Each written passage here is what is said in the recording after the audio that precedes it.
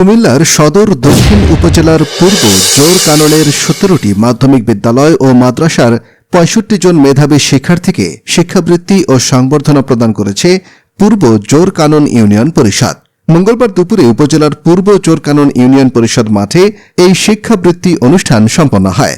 আয়োজিত অনুষ্ঠানের প্রধান অতিথি কুমিল্লা সদর দক্ষিণ উপজেলার সহকারী কমিশনার ভূমি কর্মকর্তা সৈয়দ রেফাই আবিদ উপস্থিত থেকে এসব শিক্ষাবৃত্তি প্রদান করে ও শিক্ষার্থীদের মধ্যে যারা মাদকাসক্তে জড়িয়ে যাচ্ছে শিক্ষকরা তাদেরকে গাইড করে মননশীল চর্চায় গড়ে তোলার আহ্বান জানান। পূর্ব জোরকানন ইউনিয়নের চেয়ারম্যান মমিনুল ইসলামের সভাপতিত্বে ও কাজী মোহাম্মদ ফজল মেম্বারের সঞ্চালনায় অনুষ্ঠানে বক্তব্য রাখেন মাধ্যমিক শিক্ষা অফিসার সৈয়দ তৈয়ব হোসেন, প্রাথমিক শিক্ষা অফিসার রওশন আরা, পল্লী উন্নয়ন অফিসার আবুল বাশার সহ বিভিন্ন ইউনিয়নের ইউপি সদস্যবৃন্দ।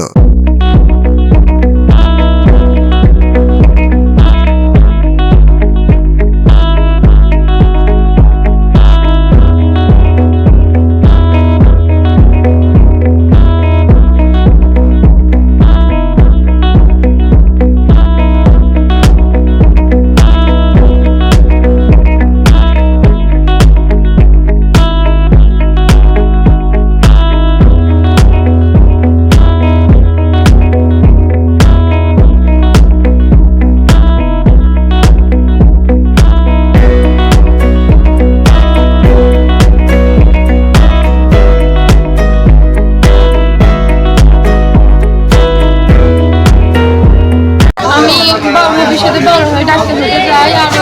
আর কিন্তু আমার আব্বু সবসময় আমাকে সব কিছু শিক্ষক আমার স্কুলের সকল শিক্ষক কিন্তু ওরা সবাই আমাকে পাশাপাশি আমার বাবা মাও আছে। আমার মা আমাকে এইসব বিষয়ে গার্ড দেয়। ভবিষ্যতে তুমি কি হতে চাও পড়াশোনা করে?